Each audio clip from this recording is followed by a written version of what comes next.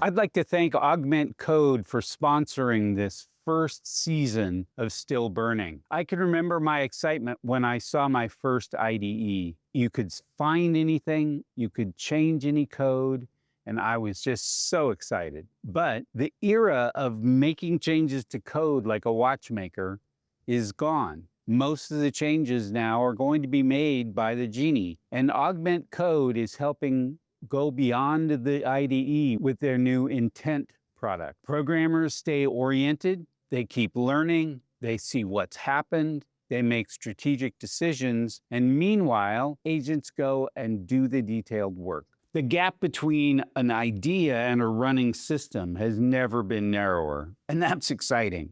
The gap between a running system and a mature, fully running system is the same as it ever was. And the difference is not feature set. The difference is trust. Security, auditability, identity, the list of items a CISO hands you before your system will run in their system. Teams try to tackle this themselves. How hard could it be? It turns out that this is both a very important problem and a very complex problem. That's where WorkOS comes in. Single sign-on, identity providers, role-based access management. WorkOS gives you the infrastructure to trust the systems that you're excited to have built. Welcome to a very special edition of Still Burning, where we talk to geeks who still care and are still doing something about it. And I have a very special geek to share with you.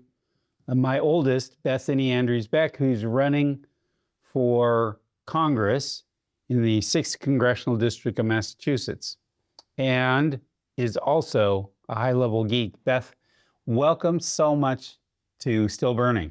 Thank you so much for having me. Yeah, I've known you for a while. Couple of years. Years. And so let me start with the question I always ask, which is, when did you first know that you were a geek? So the first pun I ever made was cheese related. Okay. And we'd gone to the refrigerator. Forgive me for not remembering this. I mean, why would you? And I said, but that one's cheddar. And I was so proud that you laughed. And that's it. That was the start of all of this. Okay. So that's a word geekdom. Yeah, right. How about computer geekdom? I really enjoyed a game called Widget Workshop. Yes. Where you built circuits and programs out of sort of anthropomorphized, like a switch was a rail switch and a timer was dropping an elephant on Mars or something. And piecing together programs out of fun components and making it do the thing that you wanted it to do. Mm-hmm. And at what point did you know that not everybody shared these interests? This is a sad moment of separation in the life of every geek. You think, oh, the world's this amazing place full of puzzles, and then you realize, oh, I'm kind of alone. I think for me, it was actually interestingly, I met one of our friends' kids had some learning disabilities, and I was trying to teach him something, and it wasn't working.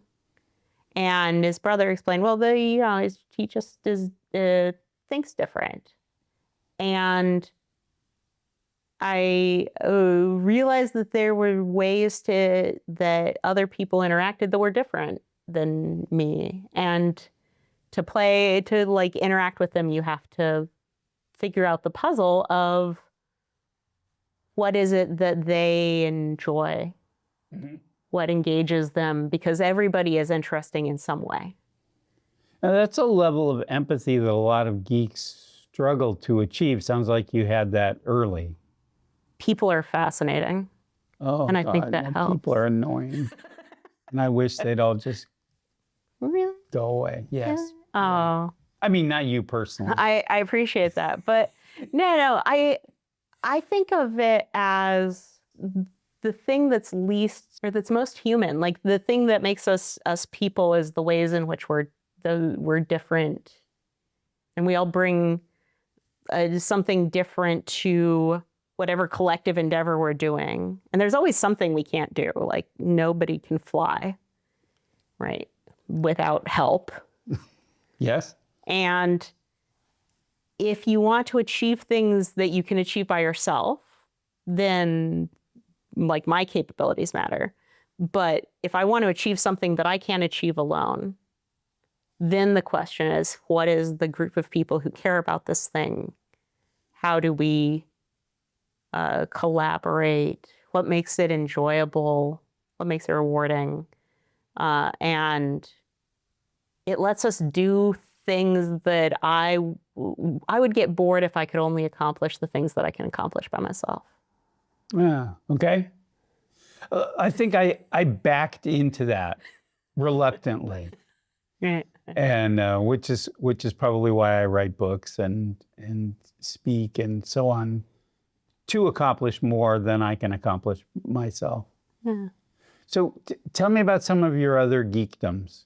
You're a multifaceted geek. I am. I started, my degree is in theater, Okay. which is very much the study of people and how do we come together and build stories and talk about being people. Mm-hmm. And all of the context that we bring with that. So I got to study, ancient history to modern day. What are the technologies of clothing? How does that influence what people wear and what that says about them? And it turns out what shirt do I put on in the morning is a fascinating question. Okay. If you go deep enough. It's not just whatever's on top. Right. It doesn't have to be. It can be. Yeah. Yeah. Well, I tend to go beyond the what's on top. So Yeah. so I remember the chicken phase. There was the chickens, yes. Actually, I was telling you with someone about this, is like, what made why chickens? That's a great question. Right. They do fit on not very much land, which Yes. helped. Yeah. And the roosters really were out to get me. Yes. Oh, yeah. And so it was exciting in like slightly terrifying. Like they were Stimulating. quite large compared to small children. Yeah. And then they were delicious. Yes, we went through that part of the we completed the cycle of life Yes. all the way to dinner. Yeah. And as a kid, there's a something really real about, like, oftentimes you're watching shows about things, or you're reading books about things, or someone's telling you about things. And the chickens are really there, and those spurs are really sharp. So you're forced to be present in a way that you aren't if you're just viewing something on a screen. Right. And then I met other adults who knew lots of things about chickens. And we're delighted to share them with somebody who looked interested. Right. Because the average person is not going to get lit up about chickens. Right. But I think one of the things that I bring is that I get really interested in a lot of things. Mm-hmm. At a facet. One of my friends leads road repair projects. Okay. One time we had a fascinating conversation about the way that they grind down roads before they repave them. Okay. Because he thinks a lot about how do you grind down a road. I'm glad somebody does. Right. And I think following your interest is one of the joys of being a geek, is following your curiosity and finding that joy. What is it that people care about? Because there's always a reason. Like the through line of all my different interests is that there's always a reason. People do things for reasons. Mm-hmm. And they may not be reasons I agree with. They may not be reasons we think of as noble. They may not be reasons that anyone has thought through, but there's always something that influences you, nudges you. Maybe the button's orange instead of blue, and you're more likely to click it by like 20+%. And when you think about that, then you can go about solving problems like no one's writing tests Mm-hmm. in ways that you don't get to if you're not curious about why people aren't writing tests. Okay, so we've dived right to programming. What reasons have you found for people not writing tests? So Yeah. I taught you, your first lessons in programming were to remind me to write tests, Yeah. and then you were supposed to remind me if I didn't write the tests. And then I don't know if this actually happened, but I remember it clearly being very, you said, do you have a test for that? And I said, oh, honey, we don't need it. We don't need a test for this. And then it broke later and I realized, oh, God. It was date printing. Okay. It was printing a date. And it turned out the format that Smalltalk had in its date printer was wrong, which is also, which I remember because was like the idea that somewhere down there's something that tells it how to print, right? I also asked you what a hash function was in that, and you declined to explain hash functions to a 9-year-old. It shows a lack of imagination on my part, for sure. I mean, you've learned some things a couple years since then. How would I?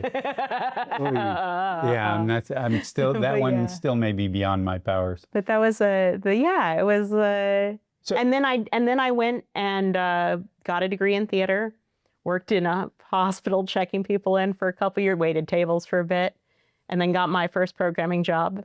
And then I didn't write tests for the next 7 years. Okay, so why weren't you writing tests? This is not in a finger wagging way. No, genuinely, it was a interesting question because I sort of knew that you were supposed to, right? And then I did my best. Here I'm writing C++.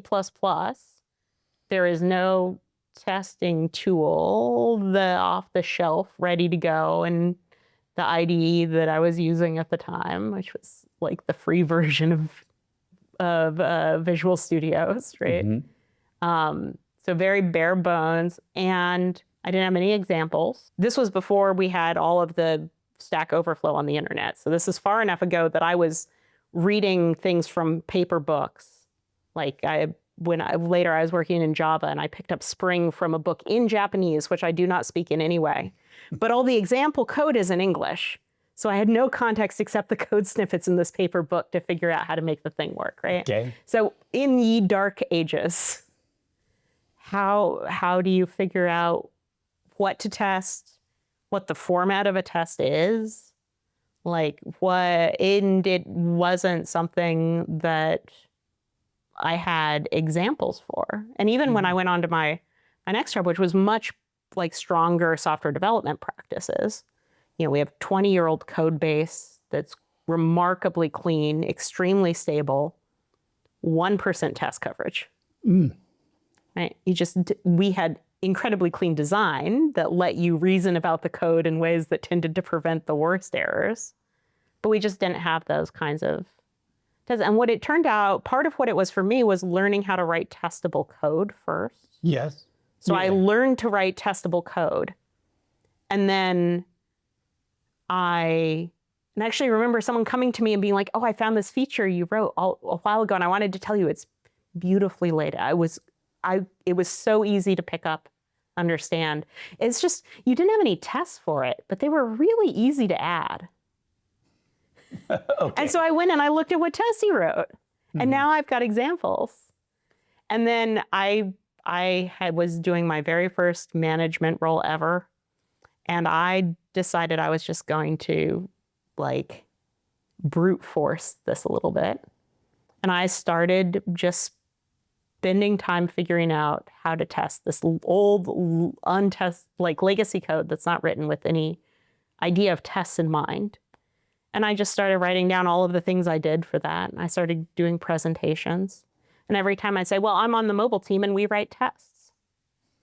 And It's a remarkably powerful leadership technique, is to just pretend.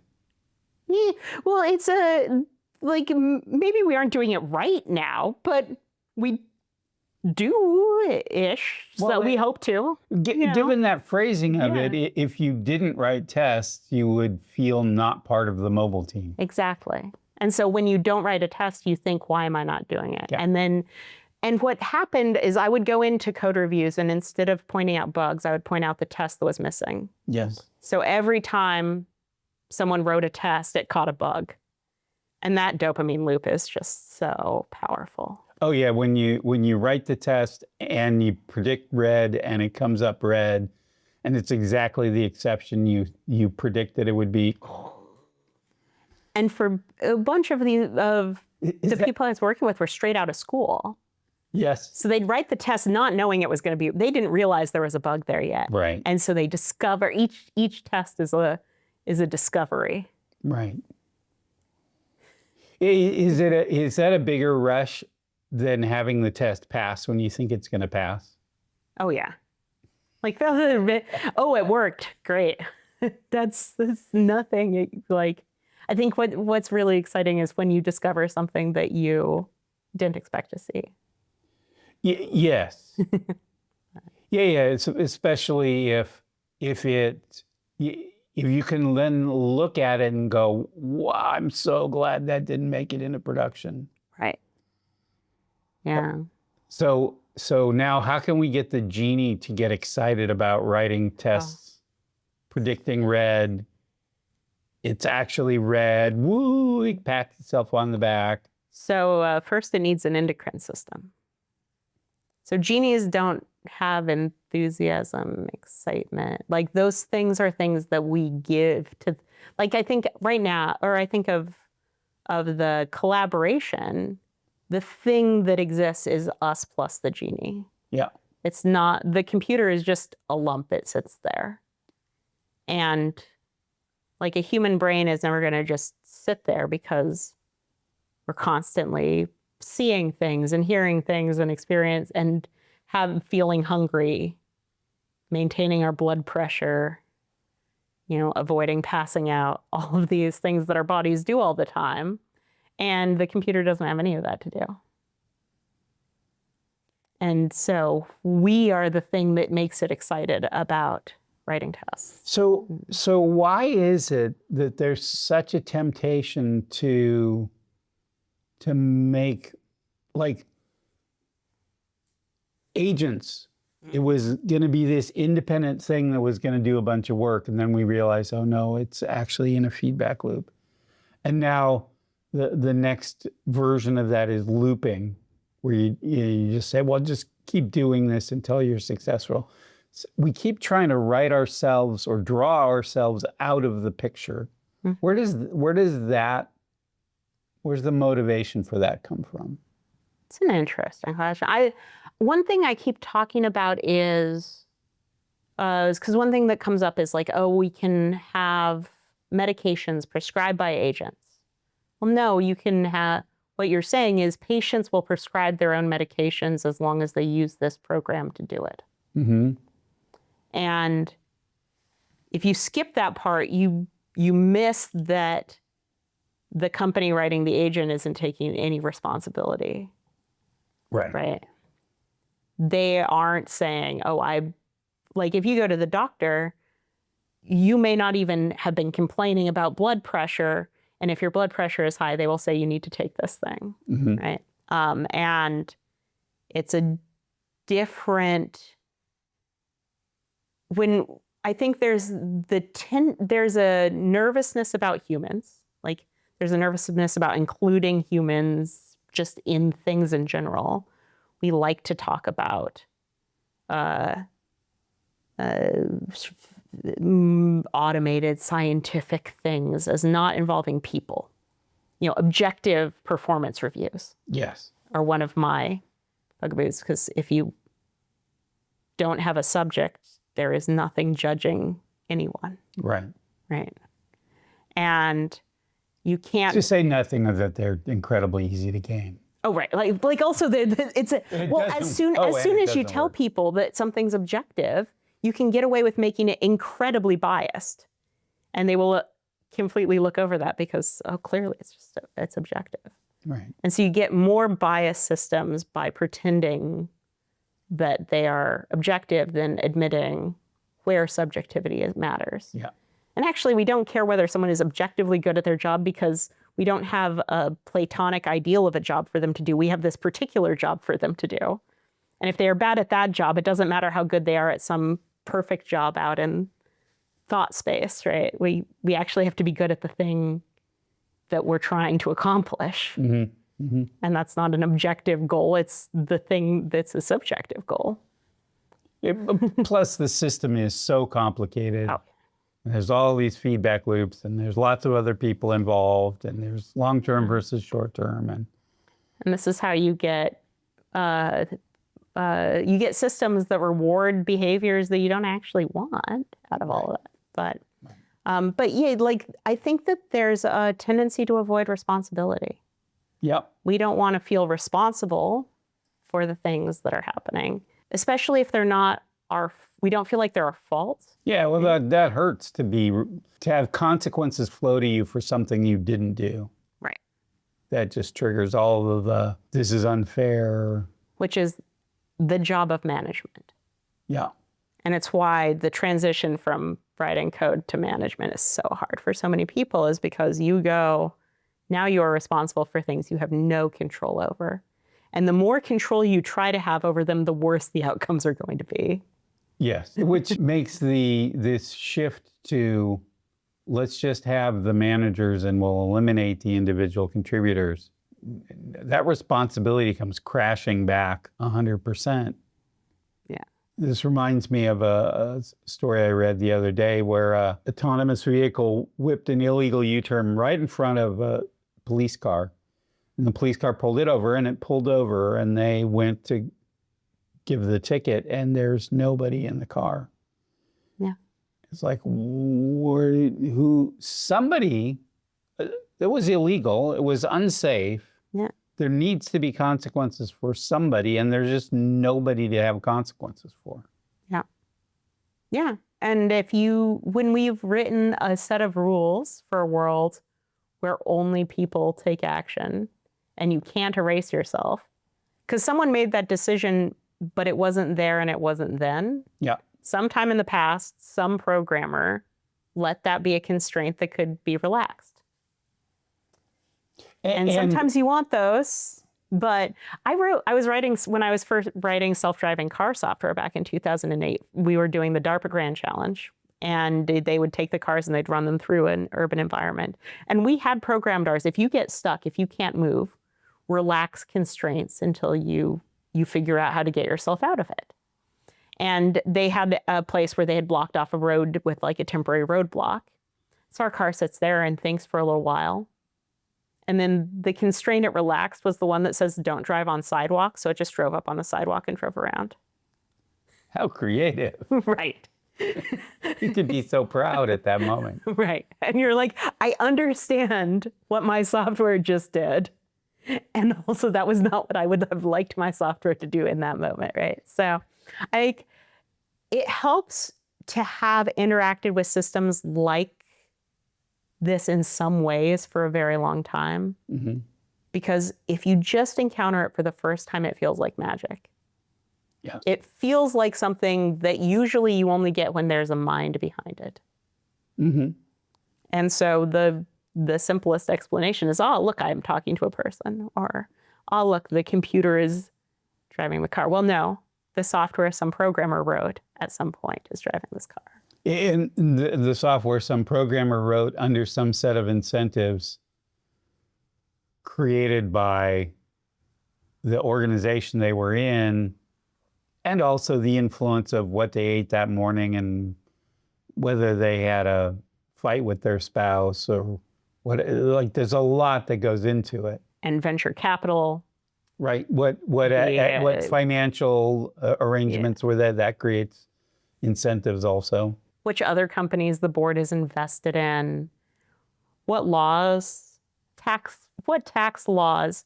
Like we saw when Trump cut the amount of research and development deductions you can take in year one, that it changed how companies were structuring their engineering departments.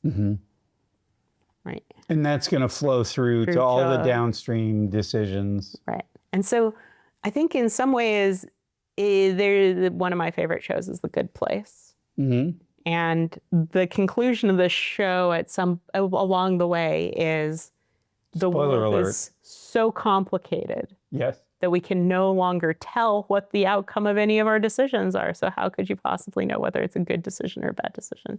And I think that that's overstating it, because usually we can figure out why. It's very easy to feel like these are things we can't change. Right? That, I get to tax like 12. Oh, well. I think this is where being a geek helps, because you can get around a lot of these with creativity. Whether it's cultivating a sense of resentment, they told you to do your job badly. Right? I think almost everybody's been asked at some point, well, how long would it take you to write if you didn't write the test? Yeah. Even if the answer is, 1.5 times as long as it's going to take me when I don't have to debug all of those bugs. Right. But just channeling that into doing the thing more, right, is a useful instinct to help people. Instead of getting mad about it, just realize it's your fingers on the keyboard and write more tests out of defiance. Yeah, I remember one of the favorite moments that you told me. There's a kind of workers' strike called work to rule. Whereas if you have all these rules about exactly how you're supposed to do everything in a factory, and the strike is the workers do exactly what it says in the book and nothing else. And your proposal was that we would have programmers perform one of these work to rule strikes, and they had to refactor, and they had to write tests, and they had to integrate frequently, and they had to collaborate. But the problem with that as a strike technique is that you'd be so much more productive as a consequence. Right. Yeah. Oh, yeah. We do know how to write good software, which is the title of a talk that we gave together. One of my highlights of my career was doing a keynote with you, and you had come up with this metaphor of the forest and the desert as a way to explain the difference. Some people think that you can write some tests, you can not write some tests. It doesn't really change anything. It's this smooth transition, and maybe it's a little worse or a little bit better. And I think we share an optimism that no, things really could be much better. And we're baffled sometimes that people choose not to they choose worse. Everybody could be better off. Well, depending on what we think better is. Yes. And this is where having that instinct of asking why, what is different about this, is a useful mental loop to have of, the people do things that don't seem to make any sense. Okay, what's the reason? And that's how we came to the forest and desert, was asking why. So you came up with this way of writing software. Yeah. And then people proceeded to not do it. Yeah. And in fact, teams would do it, be successful at building software, and get fired. Yep. Over and over. Over and over. Because it didn't take into account what it was that management actually wanted, which wasn't working software. Yeah. Productivity was not the point. Reliability was not the point. Right. You can deliver more of those things and less of other stuff, and then you get fired. Right. Which is part of why I'm less worried about our jobs than some people. I think the thing the AI agents do give managers is a sense of control. They do exactly what they're told, ish. Yes. not aspiring to mediocrity. Yes. They hope to rise to the level of mediocre. Yeah, they're trying to get to average. But they will do what you tell them to. And you get to feel like you're in control of this set of things. But that also means that it's your fault when it doesn't work. Yeah. And it means that if it's not working, you don't have like collaborative levers to pull. Right. Right. One of the things I do as a developer is talk to executives and say, if you would like more of this thing, you're telling the developers this, and so they are never going to give it to you. Right. If you stop saying this, you can get the thing you want. Got it. So what awakened the geek in you around politics? A little bit, Howard Dean's campaign was the first one that spoke to the issues I was seeing. And he told a story of, here is why things are the way they are, and here's how they could be different. And was talking about problems that that I saw, and then other people didn't seem to think were problems. And I think that's a very powerful Do you have an moment. example? Like student debt. Okay. And housing prices. Okay. Back before that was a thing, like we were talking about it now, right? Many, many years later. And it was partially that he was ahead of his time. So he did not have, he was telling a story that resonated with the people who had already noticed. Mm-hmm. But if you're the first person telling a story, your audience is going to be a lot more limited. Mm-hmm. Well, you just sound like a whack job. Or you just sound like a whack job, which is why you go yeehaw, and then everyone makes fun of you for a while.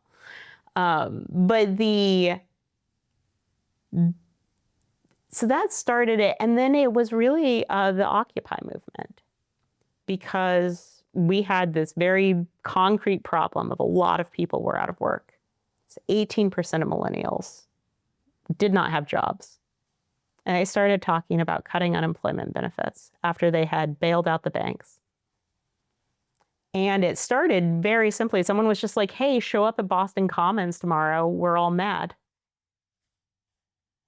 And so we showed up, and there were a lot of people there.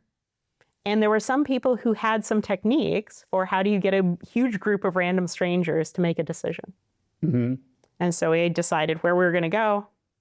And then we started taking, we were feeding people. We passed health inspections, right? Figuring out the basic logistics of having a lot of people in one place. Give people something concrete to do together. Well, you're also talking about your political, like, why would you spend your time being out here in the cold in Boston? Like, what brought you here? Because nobody was there because they were happy with how things were going. Right. It's not a rave. Right. And realizing that lots of people independently have similar problems. And then I took those same technique, and there are people who have tools we can use to solve them. So do you have examples?